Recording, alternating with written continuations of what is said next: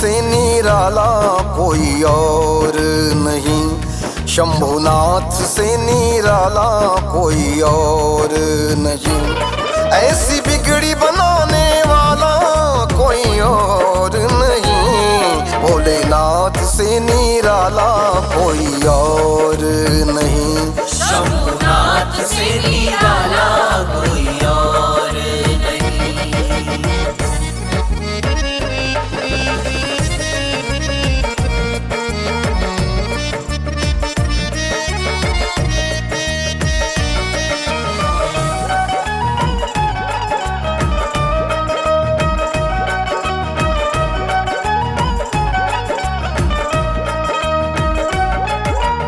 उनका डमरू डम डम बोले, अगम निगम के भेद ये खोले, अगम निगम के भेद ये खोले, अगम निगम के भेद ये खोले। उनका डमरू डम डम बोले, अगम निगम के भेद ये खोले।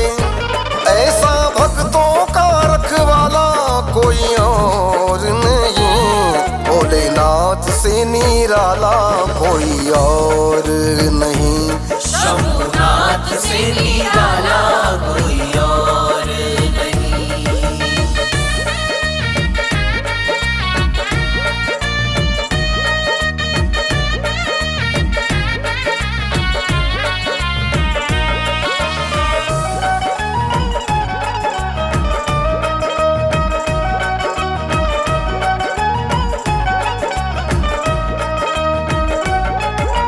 काया जब जब करवट बदले, पाप चमकते अगले पिछले, पाप चमकते अगले पिछले, पाप चमकते अगले पिछले। काया जब जब करवट बदले, पाप चमकते अगले पिछले। ऐसी जोत जगाने वाला कोई और नहीं, भोलेनाथ से निराला कोई और नहीं, शंभुनाथ से निराला कोई और नहीं।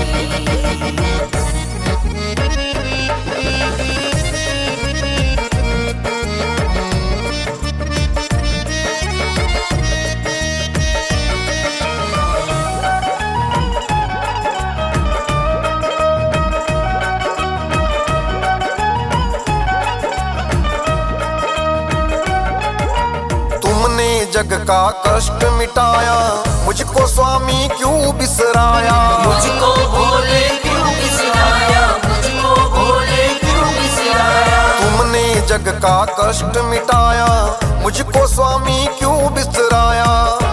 अब तो मुझे बचाने वाला कोई और नहीं, भोलेनाथ से निराला कोई और नहीं, शंभुनाथ से निराला कोई और नहीं। ऐसी बिगड़ी बनाने वाला कोई और नहीं, भोलेनाथ से निराला कोई और नहीं, शंभुनाथ से निराला